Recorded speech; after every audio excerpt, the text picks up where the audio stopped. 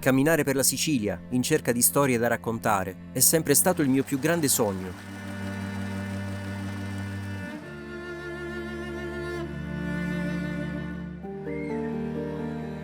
Ogni volta che ne trovo una, mi rendo conto di come questa terra conservi un immenso patrimonio da narrare, che si rinnova di continuo, come il respiro di un organismo vivo che attraversa il tempo, che lo scandisce e gli dà forma.